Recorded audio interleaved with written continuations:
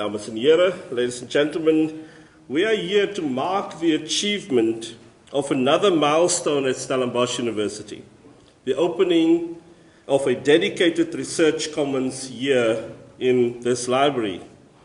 Now, why do I rate it so highly? Let me explain by analyzing the two words that make up the concept, research commons. Research stems from an old and Middle French term, meaning literally to search again. To do research is to go beyond the obvious, to delve deeper in search of answers.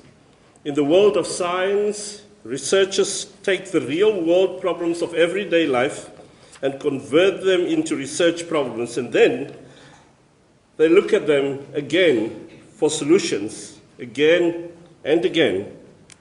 And this is why research is important. It helps us find solutions to tangible problems we face every day, we have been facing over long periods in history as a society, as a community, as a global society. There is a famous quote by the British biologist and Nobel laureate Peter Medawar. Medawar says in 1967, he says, if politics is the art of the possible, research is surely the art of the soluble. For a problem to be soluble, it must be capable of being solved. What Medawar meant was that there seems to be a time when certain problems seem especially ripe for answering. The art of research is to know these ripe fruit and when to focus on them, and how to formulate those questions well, and how to frame the problem so that you can to have a targeted investigation to find a solution to difficult realities. At Stellenbosch University, we have positioned ourselves to use our key strengths as a top research university to address seemingly intractable problems in society, for which we think and know there are answers. There are also indirect linkages between the Research Commons project and our inclusive growth challenge that deserve our critical attention. There's an opportunity, firstly, to develop specialized areas of expertise in fields that we know are especially important in our social and economic circumstances. I don't want to suggest that we should be overly prescriptive in shaping the university's research agenda. But the academic project is not just about universal knowledge. It is also about specialized expertise. We have to seek solutions to our pressing challenges, and amongst them, the unacceptable high death rate of adults and the concomitant breaking down of family structures as a result of the HIV/AIDS pandemic, an unacceptably high infant mortality rate, the imbalances in our economic structure and the labor market that contribute to such high rates of unemployment, the dynamics of urbanization and meeting water and service delivery needs.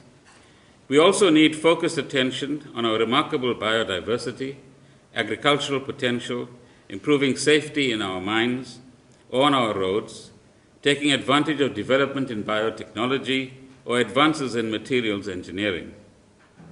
Progress in these and 1,000 other areas of specialization depends on special people with extraordinary knowledge, but it also depends on networks through which they work with others with related or complementary interests. And supporting these networks is part of the Research Commons project and what it is about. Secondly, there's an opportunity here to strengthen shared knowledge arrangements between the academic community and the business or community partners. This is more difficult than the business of supporting academic colleagues who need to work together.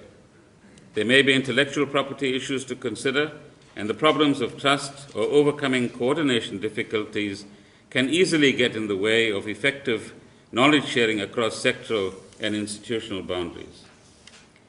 Yet, there is an important sense in which the research effort has far the greatest potential to change lives, to make a difference to economic and social development, if and only if we succeed in building bridges across the academic and business communities and the community-business divide.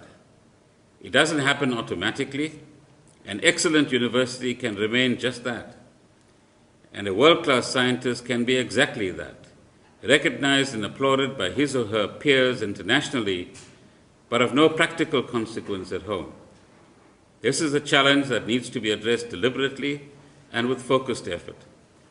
We need to put serious, substantial work into strengthening working partnerships between our centers of research and knowledge expertise and our factories and business organizations, our municipalities, our schools, and community organizations. This is surely a project in which a research commons can play a constructive role. Professor, research is definitely a serious component of what we need to do. But amongst the challenges that we have in South Africa, in line with what I've just said, is how do you convert research into effective policy into careful planning into effective implementation, and effective implementation into meaningful impact and results on the ground. Now, it is that continuum, if you like, that we need to get right in South Africa. I think there's probably excellent research going on, and I'm no expert in that. We are told we have a plethora of excellent policies in South Africa. Our challenges are about institutions, human capability, management of implementation, and effective impact on the ground that results in meaningful changes in the lives of ordinary people at an everyday level. I leave that problem at your door. All I want to say is that the celebration this evening is more than just the opening of the Research Commons, a nice space. It's really a celebration of the university's commitment to, first of all, to nurture the culture of research. Secondly, to accelerate postgraduate throughput and provide those people this country needs so dearly. But it's also a commitment towards increasing research output. And in the broader sense, if we look at the university within the South African community, it reflects our commitment to expand the body of knowledge, and whatever you do with that body of knowledge, of course, is important, but also to provide those highly skilled individuals that are needed to drive the economy of this country. And in expanding the body of knowledge and providing those people, we need to use these two things to move South Africa from primarily a resource-based economy to an economy that is knowledge-based.